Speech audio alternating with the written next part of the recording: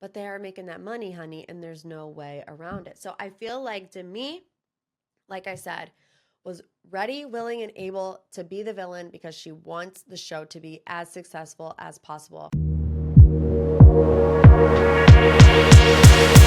Hello, and welcome to another episode of Morgan's Pop Talks, breaking down the latest in reality TV and pop culture. Super excited to get this episode out to you. We have so much to discuss. Yes, I did finish all 10 episodes of The Secret Lives of Mormon Wives, and we are going to break down the biggest moments of season 2. I wish that I had a top of the show rant to tell you about what I've been doing with my life this week, but in all actuality, I've been slugging through 10 episodes of The Secret Lives of Mormon Wives. My life has been a blur for the past week. Ever since I got back from New York, I feel like I have not done anything but watch my Mormon girlies, watch their interviews, make interview clips from my interview with Layla, it has been ingrained in the membrane this week. It's all been about my favorite Mormon. So, of course, we're going to get into it, but let's start with this week's Pop 3. These are the biggest headlines in reality TV and pop culture. Let's start with Justin Bieber. Justin Bieber posted a wild Instagram caption about his wife, Hailey, after she was featured on the cover of Vogue magazine. So before I get to what Justin said in the caption, which has since been deleted and changed, by the way, so if you go try to look at it now, it's not going to be there. But the article was all about Hailey, her business, becoming a mother, the internet, speculation about her marriage. She was letting it all out there. So I did pull a couple of statements from the Vogue interview from Hailey, one of it being that her marriage is strong. She says she's happy, her husband loves her and their family. She says most of what's written about her is not real. She says, and that's the thing, I have a real life. My real life is that I get to wake up to my beautiful family and my son and my friends, and I have people that know me and love me, and I love them. So she also talked about how she heard this quote from Ariana Grande, and she's really implemented it in her life when it comes to dealing with online hate. She says that she doesn't invite it in anymore, and that's something that Ariana Grande said when she was faced with criticism about her body and her weight loss that fans noticed when promoting the movie Wicked. So she says, I just don't invite it in anymore. Hailey said it was so true to me when she said that. I am in a space where I just don't accept it. I don't allow it anymore. We don't have to allow those things into our space if we don't want to. So, okay, I'm like scared, honestly. It wouldn't be so for real. Every single time that I read one of these type of statements from Hailey Bieber in this Vogue interview, which the interview was great, I thought to myself, like, does this apply to your husband? When she's saying, I'm happy, I'm in love, it's the most beautiful thing, I don't invite hate in anymore. I'm like, well, does that apply to your husband, Justin Bieber? Because this is what he wrote about his wife, okay, in an Instagram caption, okay? He said, yo, this reminds me when Hailey and I got into a huge fight. I told Hales that she would never be on the cover of Vogue. Yikes, I know, so mean. I was feeling so disrespected during their fight. He says, I wanted to get even. He says, I think as we mature, we realize that we're not helping anything by getting even. We're honestly just prolonging what we really want, which is intimacy and connection. So baby, you already know, but forgive me for saying you wouldn't get a Vogue cover because I clearly was sadly mistaken. Like, what? If my husband said that about me, I am not entirely sure that he would be my husband anymore. I'm just being completely honest, especially when you are Hailey and Justin Bieber. And I have two conspiracy theory ideas, I guess you could say, or two trains of thought. One, I feel like I'm such a skeptic. I feel like almost everything celebrities do are like tactics, right? Justin, because I'll be honest, if Justin had not wrote this Instagram caption, I don't know that I would have read Hailey Bieber's Vogue interview. I'm just saying. But when everybody started being like, what? Justin, what are you writing about your wife, Hailey, on Instagram for the world to see? Then I was like, okay, I'm going to go read Hailey's Vogue interview. So is it a tactic? That, or it just goes to, further move along the theory that Justin Bieber might not be well right now. You know what I'm saying? Like, because I just don't see, if you're in a good frame of mind, if you love your life, love your wife, want to protect your family, you don't write something like that. You're Justin Bieber. You have how many millions of followers, and you don't think anybody's going to notice? So I'm kind of over the whole leave the Biebers alone, because they keep doing stuff that makes media not be able to leave them alone. Like, if Justin never posted that caption, we would not be here having this conversation today, but he did. So there's a reason why he did it. What's the reason? We don't know. I think people in his close circle know, but I thought that was crazy. A lot of other people did in the comment section as well. He quickly changed the caption, as he should have. Let's move on to Ryan Reynolds.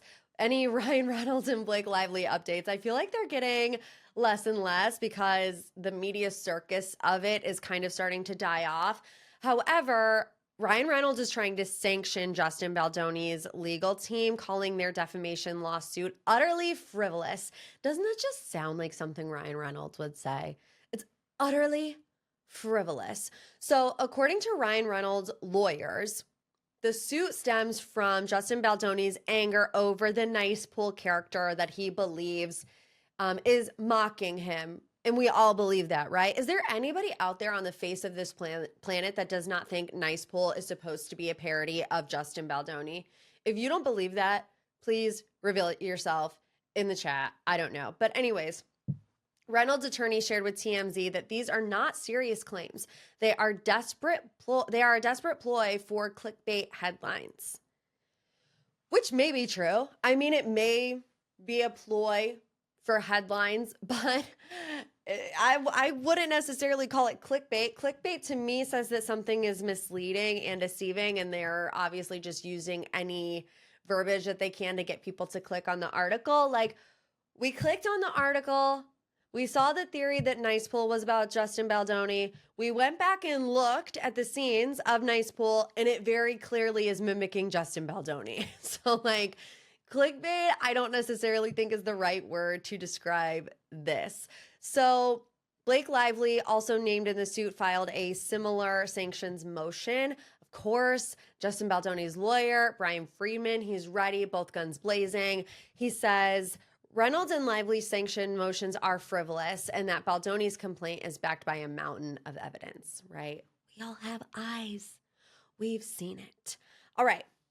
Number 3 in this week's Pop 3, let's talk about Ariana, Madix, and Sheena. So Ariana gave a little update on her friendship with Sheena, and in my opinion, it was an update on the lack of friendship with Sheena. So I can't say that any of us should be surprised, right? We kind of watched the fallout of Ariana and Sheena's relationship on the last season of Vanderpump Rules, when Sheena was really wanting to give Tom Sandoval, an olive branch or whatever. Ariana Madix wasn't really cool with it, although Ariana never came out and said, Sheena, this is wrong. You should be, rallying for me. We're best friends, whatever. Ariana never really did that. She did say, I won't have mutual friends with him.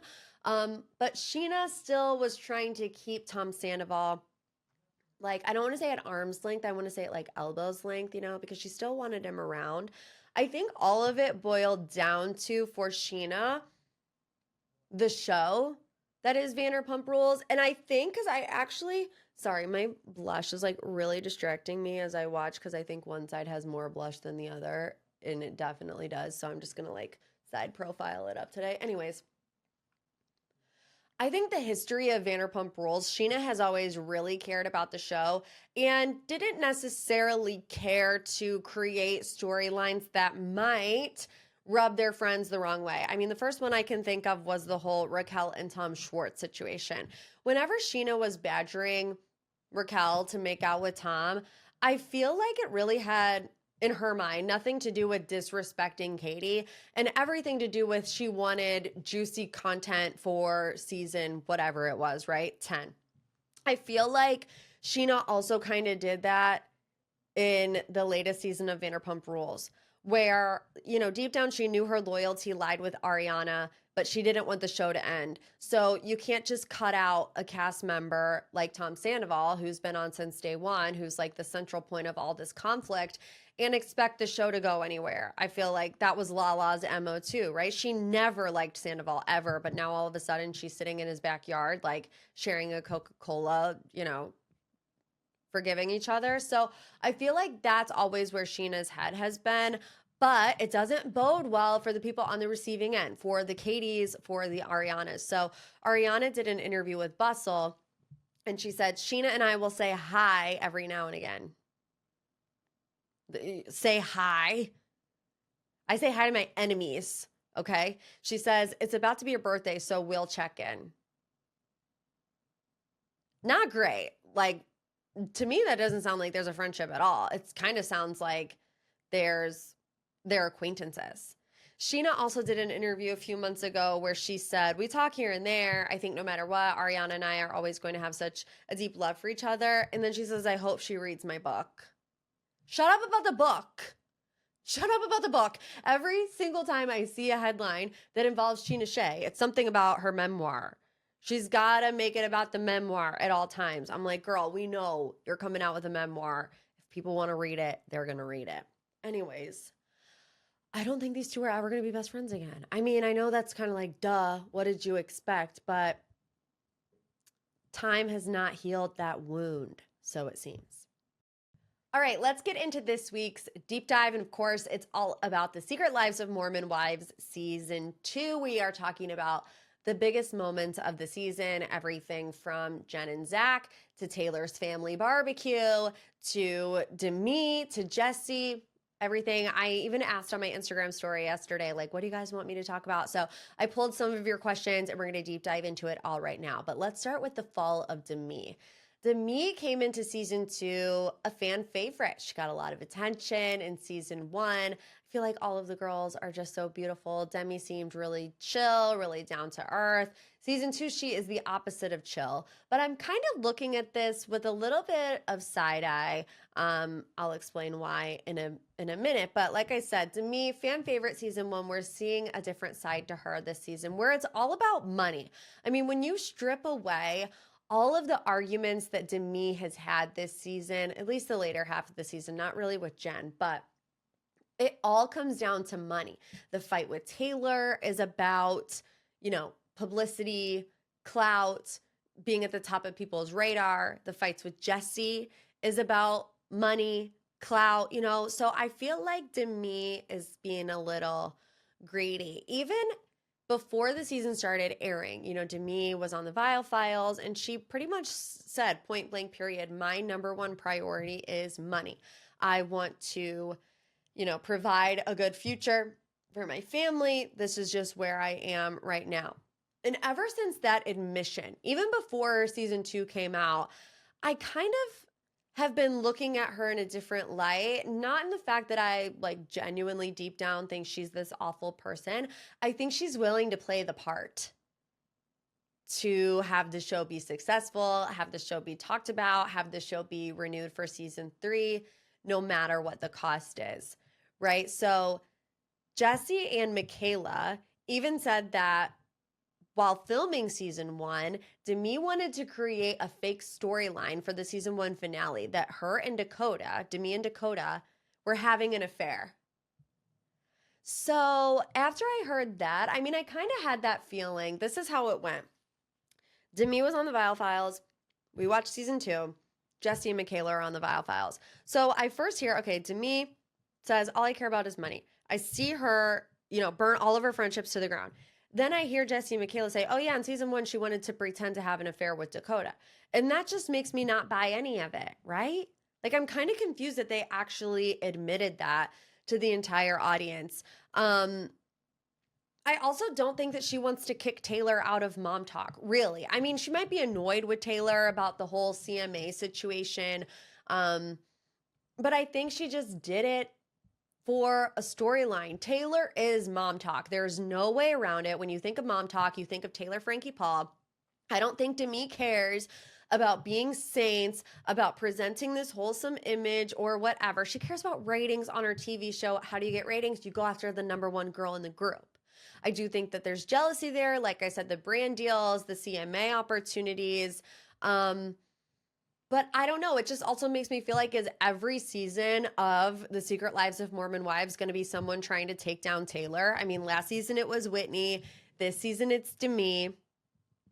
And then we get into this Vanderpump Villa nonsense, which I also just have a hard time believing that anything happened with this bootleg Jax Taylor Marciano. I don't believe a word that comes out of this guy's mouth. I mean, even just looking at him, he has that Jax Taylor look in his eye where he wants to become famous and he will do anything, by any means necessary. Will this guy want to become famous? What are the odds that these two new Hulu shows, right? They're both on their second season, has this huge affair scandal that propels both shows forward? I don't believe it. Like, I simply don't believe it. But they are making that money, honey, and there's no way around it. So I feel like Demi, like I said, was ready, willing, and able to be the villain because she wants the show to be as successful as possible. That leads to the friendship fallout with Jessi and Demi. I believe Jessi and Demi should have not been friends as soon as that contract situation started. As soon as Demi was willing to throw her best friend under the bus and get her kicked off a show, that would have been it for me. I say that, but I probably would have given it 12 chances because I'm just a naive and a forgiving person. So I can't necessarily blame Jessi. But I was like, what in the world? And this is what Jessi said about the contract situation. So this is, again, was on the Viall Files, where Jessi says, before season 1 even started airing, we did not know how successful the show was going to be. So we all were on a group call with our managers and our agents trying to negotiate contracts for all of us for season 1. Going into that, she says, I didn't know this, but everybody was supposed to play hardball, right? Like, we're not going to settle for what they offer us. We want X amount of money. And this was kind of spearheaded by Demi and Brett. Or we're going to walk. Well, Jessi did not get that memo. She had to join the call late because she was doing a virtual podcast. So she gets on this phone call and she hears Brett say, if we don't get X amount of money, all of us, we're walking. And Jessi's like, don't speak for me. I'm not walking. That's a good enough amount of money for me. And that's what made everybody turn on Jessi during the contract negotiation, or I should say Demi and Brett. Demi then went around saying Jessi doesn't have morals. Jessi doesn't care about the group. We should kick her out. Sound familiar? It's exactly what she said about Taylor. So it just feels like that is her knee-jerk reaction. Oh, they don't have morals. They don't have standards. Let's kick them out. Who's going to be next? Who is going to be next? So then there's the bad hair comment. Demi says Jessi's not good at hair. I don't know if Jessi's good at hair or not. I've never been to Jay-Z Styles. What I can tell you is that I go down rabbit holes to buy her curling irons, her hair oils. I follow Jay-Z Styles on Instagram. Like, when I see the girl's hair, I'm like, okay, I want to figure out how to do my hair like that. So I can't say she's bad at hair. I mean, I know all the girls' extensions were popping out all over the place, but it almost feels like that's a rite of passage of womanhood to have your extensions looking crazy for at least like a couple days. Everybody's been there, done that. That doesn't mean that Jessi is bad at hair. So then we get into what happened at Vanderpump Villa. Season 2 ends with Jessi being accused of having an affair with Marciano. He said they were still in contact, trying to meet up, and that Jessi's husband does not know the truth about the extent of this affair. Again, I just look at Marciano and I think that he is a liar. That's just the way that I perceive him. So, teasing more episodes to come, Q season 3. Scenes show Jessi denying the allegation and her husband, Jordan, blaming the rumor on Demi. So it seems like this affair rumor was the straw that broke the camel's back. Should have been during the contract negotiation, but I've said that a million times. You get it. Now Jessi spotted without her wedding ring. Convenient. Convenient, right? And then listening to this Viall Files interview, I hear her say she's pretty much putting the blame on Jordan for the reason that she's not wearing a ring. She's like, I'll say our relationship is a little tricky right now. She doesn't really go into too much detail because they're already filming season 3. I mean, we've already seen like a little snippet teaser of it. So then Natalie asks, well, is Jordan the type of role model that you see, your daughter, would you want your daughter to date someone like Jordan? And Jessi said no. Then Nick says, oh, I've heard some rumors about Jordan that I hope aren't true. So I'm like, is Nick Viall in on it? Is he on the payroll? Is he, maybe not on the payroll, but at least on the top of the interview list? Like, go along with our little plan, Nikki. That's just the vibe that I'm getting. So I don't know. I'm like weary of it. Does it bother me? Not really, because we're all, hooked. So make good TV, do what you can. But let's move on to Jen and Zach. This is how you do a season. Coming into season 2, we all thought that Jen and Zach were going to be on the hot seat. They were, but they were only in the hot seat for the first 5 episodes. And then the season shifts. And by the time you get to the end of the season, I don't remember any drama with Jen and Zach. Like, I had to go back and do research to remember the Jen and Zach drama because she stopped filming halfway through. So they fib, right? Jen and Zach, they kind of fib, and it seems like Zach doesn't know the extent of Jen's fib. Who's fibbing about Ben Affleck being related to them? Is it Grandpa Jim? They're kind of putting it up on Grandpa Jim. Jen's like, I always heard this from everybody. And Zach's like, I don't know why she said that. And it was like, your grandpa said that. It's like, let's get the grandpa on the phone. Like, let's get him at Jay-Z Styles where they do the confessionals for the show. Get him in the hot seat. We need to know. Then Jen fibbed about knowing about Chippendales 2.0, the Halloween party. Demi and Jessi think it would be funny to kind of pull another joke, have a little Chippendales moment with Brett and Jordan and somebody else.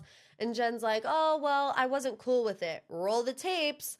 She said she was cool with it. And she's like, no, I wasn't cool with the extent of it. So it's a little gaslighty, In my opinion, the biggest lie that Jen told that Zach found out about this season was Jen telling Demi and Jessi that Zach gambled away his medical school savings. That's a big lie. And unfortunately, when you're caught in that big of a lie, you're never going to be able to say something without people questioning it ever again when you're on a television show. That said, like, Jen was going through it and you could tell, and I did have sympathy for her because I feel like she was in a really bad place mentally. I've never been separated, so I can't really have an opinion, but to go from separated, allegedly to having a baby is quite the journey. Her scene concludes, after she finds out she's pregnant. There's like a little note from production saying, out of respect for Jen's privacy, production has made the decision to stop filming with her at this time so she can focus on her mental health, which I think was the right decision. I mean, obviously, if you're going through it, and let's be honest, I think it really did have to be serious for Jen to want to stop filming because it seems to me like all of these women want the show to be successful. They want to be stars. I don't blame them for that. But when you have your opportunity, right, in your hand to walk away from it, to prioritize your mental health, I think is a big decision. And the fact that she did it, I think, proves that it's real, which is why I really didn't like Demi, questioning Jen's, mental health journey. And she's like, I think it's weird anytime somebody does a video of themselves crying. I don't necessarily disagree. Like, unless something really bad happens in my life and I need to let people know, I'm not just like on a random Tuesday going to be posting a crying video and being like, it's okay, guys, everybody cries. I know people do it. It's just not my style. But I think no matter what, you do give Jen the benefit of the doubt in that situation. So I thought Demi was a little too mean there. Speaking of being mean, let's talk about Taylor's family at that barbecue. I mean, I want to go to every barbecue ever except that one. Like, I was shocked, right? It was so sad. Taylor's upset about the Jenna of it all. We find out this season that Dakota was hooking up with this Jenna girl, kind of going back and forth between her and Taylor, and was lying to Taylor about it the entire time. So she's like, I can't trust Dakota. Who would? Her brother Hunter is like, give an inch so he can walk a mile.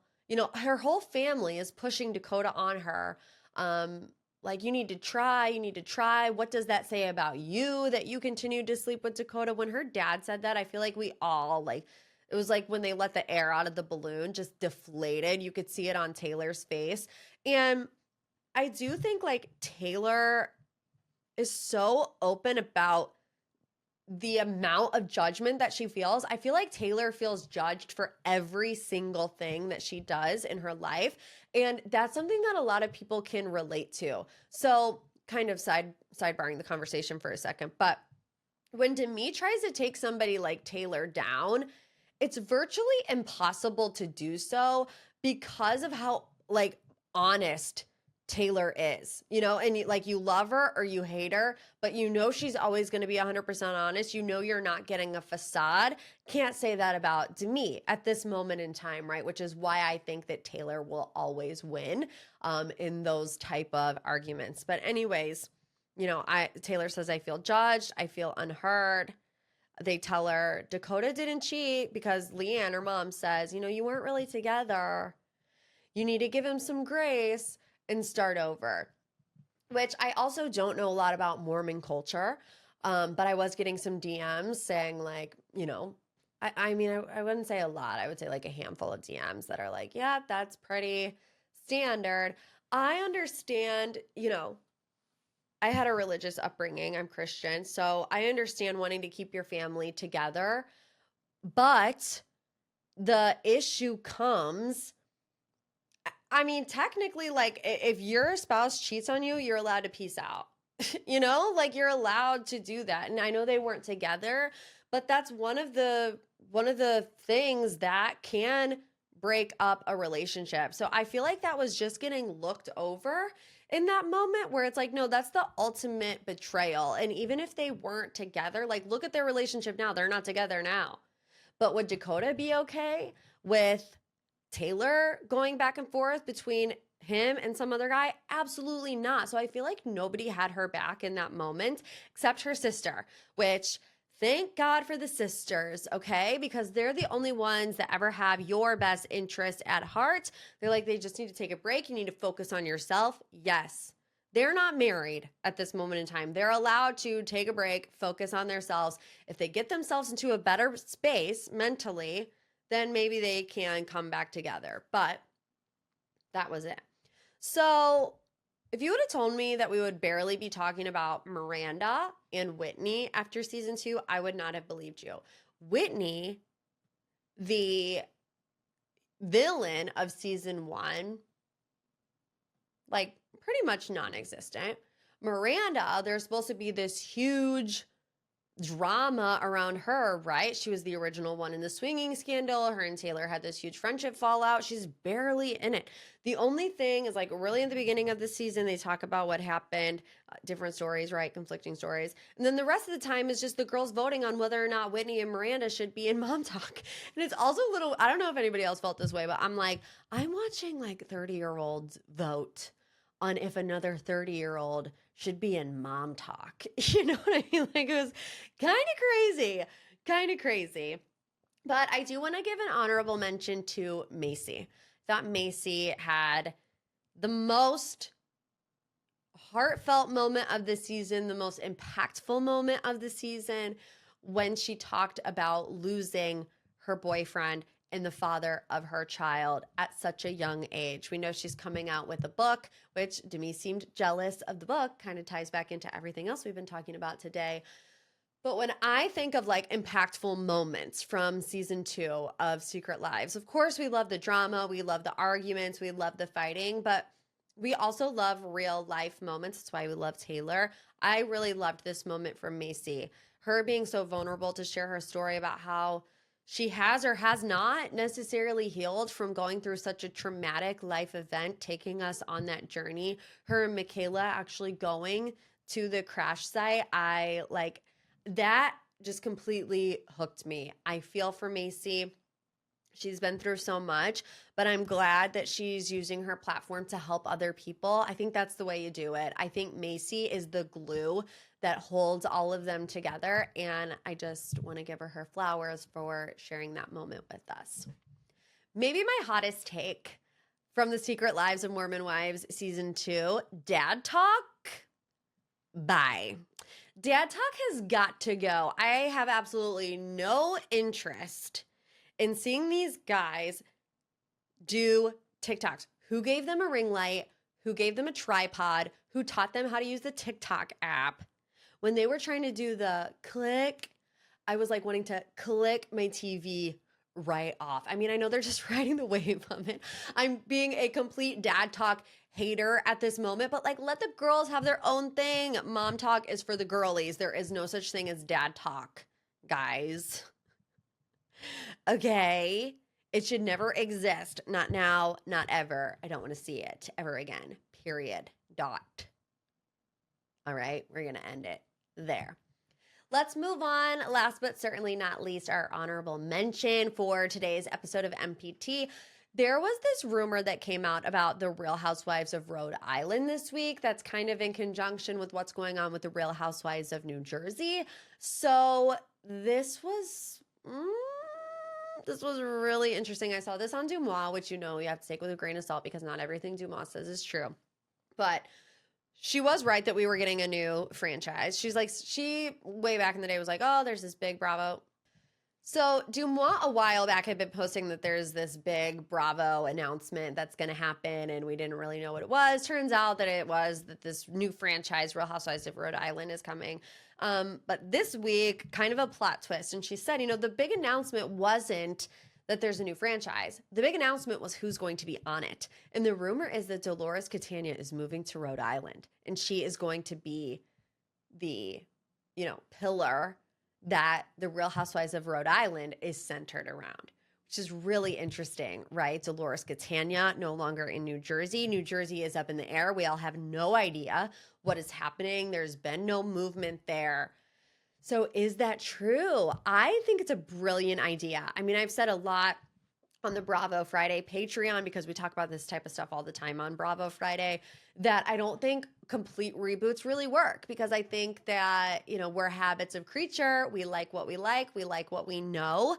So when you start completely over with a fresh cast, sometimes it's harder to get into it. I think we see that with this Real Housewives of New York, which we're going to talk about that too. But I think when you have a fan favorite like Dolores and you make them, the anchor of a new show, that's like letting people dip their toes in the water.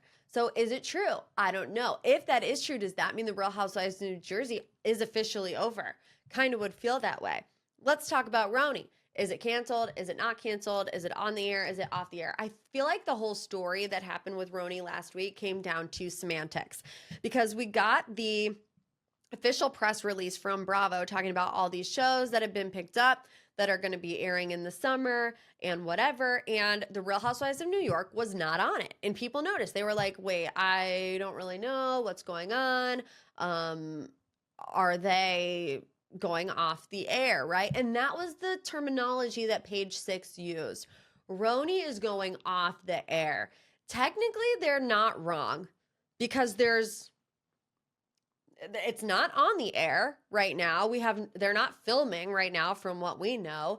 Then Andy came out and he's like, what a weird story. RHONY's not canceled. We're casting right now. So to me, like I said, it just came down to semantics. There is a big question mark around RHONY.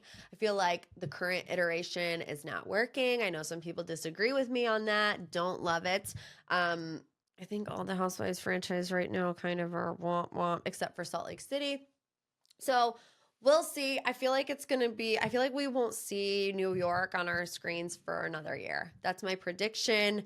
I kind of would live for the fact if Dolores was going to the Real Housewives of Rhode Island, but we will have to wait and see. All right, everyone, thanks again for tuning in to MPT. If you have not left a review, please do so. A little 5-star boop boop, a little love you like a sis. Make sure you're subscribed to our YouTube channel if you want to watch the videos there. Come hang out on the Patreon if you want more Bravo news, more Bachelor news, Survivor recaps, and more pop culture stories. Patreon.com/Morgan's Pop Talks. If not, I'll see you back next week. And as always, love you like a sis.